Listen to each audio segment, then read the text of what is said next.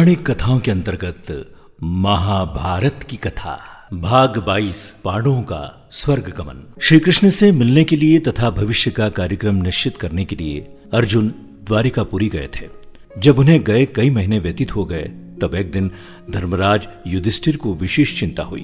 वे भीमसेन से बोले, हे भीमसेन, द्वारिका का समाचार लेकर भाई अर्जुन अभी तक नहीं लौटे और इधर काल की गति देखो, संपूर्ण भूतों में उत्पात होने लगे हैं, नित्य अपशकुन होते हैं, आकाश में उल्कापात होने लगे हैं और पृथ्वी में भूकंप आने लगे हैं। सूर्य का प्रकाश मध्यम सा हो गया है और चंद्रमा के इर्द गिर्द बारंबार मंडल बैठते हैं। आकाश के नक्षत्र एवं तारे परस्पर टकरा कर गिर रहे हैं। पृथ्वी पर बारंबार बिजली गिरती है।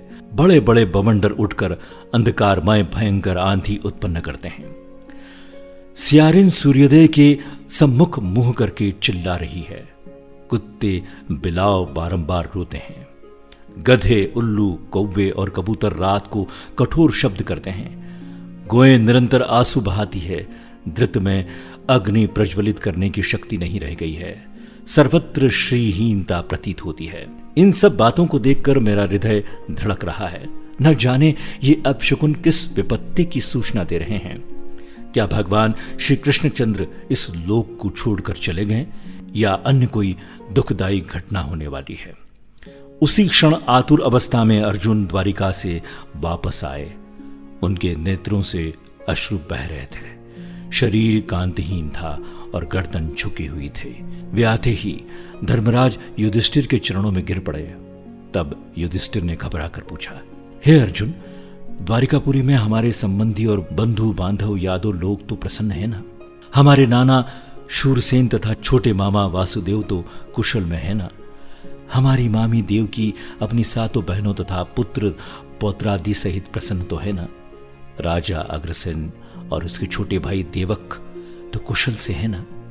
प्रद्युम्न, अनिरुद्ध, सांब, ऋषभ आदि तो प्रसन्न है ना? हमारे स्वामी भगवान श्री कृष्णचंद्र, उद्वत आदि अपने सेवकों सहित कुशल तो है ना? वे अपनी सुधर्मा सभा में नित्य आते हैं ना? सत्यभामा, रुक्मणी, जाम्बती आदि उनकी 16, 17, 108 पटरानियां तो नित्य उनकी सेवा में लीन रहती है ना?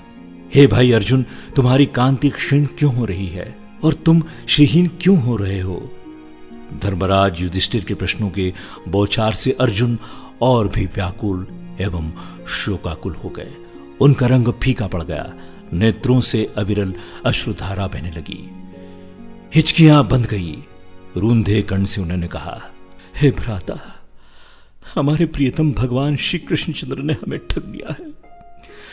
वे हमें त्याग कर इस लोक से चले गए, जिनकी कृपा से मेरे परम पराक्रम के सामने देवता भी सिर नहीं उठाते थे। मेरे उस परम पराक्रम को भी वे अपने साथ ले गए।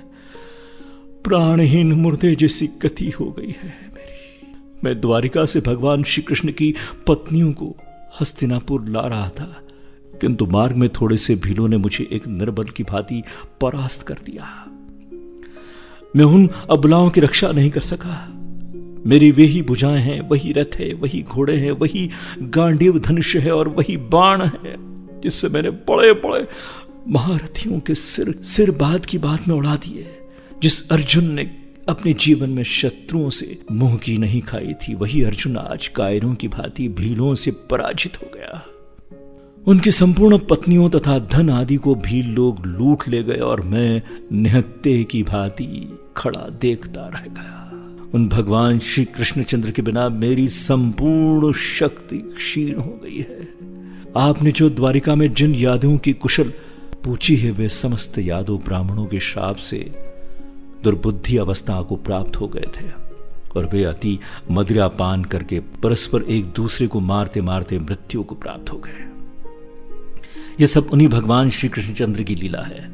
अर्जुन के मुख से भगवान श्री कृष्णचंद्र के स्वधाय गमन के संपूर्ण यदुवंशियों के नाश का समाचार सुनकर धर्मराज युधिष्ठिर ने तुरंत अपना कर्तव्य निश्चित कर लिया और अर्जुन से बोले, हे अर्जुन, भगवान श्री कृष्णचंद्र ने अपने इस लौकिक शरीर से इस पृथ्वी का भार उतारकर उसे इस प्रकार त्याग दिया जिस प्रकार कोई कांटे से कांटा निकालने के पश्चात उन कोनों कांटों को त्याग देता है।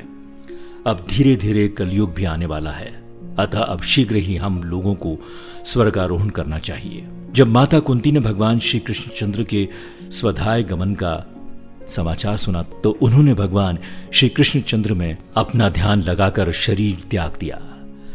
धर्मराज युधिष्ठिर ने अपने महापराक्रमी पौत्र परीक्षित को संपूर्ण जम्बू द्वीप का राज्य देकर हस्तिनापुर में उसका राज्याभिषेक किया और शूरसेन देश का राजा बनाकर मथुरापुरी में अनिरुद्ध के पुत्र ब्रज का राज तिलक किया। तत्पश्चात परम ज्ञानी युधिष्ठिर ने प्रजापति यज्ञ किया और भगवान श्री कृष्णचंद्र में लीन होकर संन्यास ले लिया। उन्होंने मान अपमान अहंकार तथा मोह को त्याग दिया और मन तथा वाणी को वश में कर लिया। संपूर्ण विश्व उन्हें ब्रह्म रूपी दृष्टिगोचर होने लगा। उन्होंने अपने केश खोल दिए, राजसी वस्त्रभूषण त्याग कर चीर वस्त्र धारण करके और अन्य जल का परित्याग करके मौन व्रत धारण कर लिया। इतना करने के बाद बिना किसी की और दृष्टि किए घर से बाहर उत्तर दिशा की ओर चल दिए। राजा संसार की अनित्यता का विचार करके द्रौपदी तथा भाइयों को साथ में हिमालय की तरफ महाप्रस्थान के पथ पर अग्रसर हुए। उस महापथ में क्रमशः द्रौपदी, सहदेव, नकुल, अर्जुन और भीमसेन एक एक करके गिर पड़े। इससे राजा शोकमग्न हो गए। तदनंतर वे इंद्र के द्वारा लाए हुए रथ पर आरूढ़ हो दिव्य रूपीधारी भाइयों सहित स्वर्ग को चले गए। वहां उन्होंने दुर्योधन आदि सभी धृतराष्ट्र पुत्रों को देखा। तदनंतर उन पर कृपा करने के लिए अपने धाम से पधारे हुए भगवान वासुदेव का भी दर्शन किया। इससे उन्हें बड़ी प्रसन्नता हुई। तो आप सुन रहे थे पौराणिक कथाओं के अंतर्गत महाभारत की कथा। मैंने तुम्हें महाभारत का प्रसंग सुनाया है।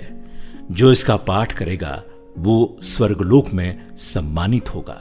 पौराणिक कथाओं के अंतर्गत महाभारत की कथा। नमस्कार दोस्तों, मेरे चैनल को सब्सक्राइब करें ताकि आपको नए नए वीडियोस देखने को मिल सकते हैं। और हाँ, ये वीडियो अगर आपको पसंद आया हो तो इसे लाइक करना ना भूलें और हाँ, शेयर जरूर करें ताकि औरों को ये जानकारी मिल सके। और इस वीडियो में यदि कमी हो तो उसे कमेंट्स बॉक्स में जरूर लिखें। आप मेरे चैनल पर क्या क्या और जानकारी चाहते हैं वो भी आप लिख सकते हैं।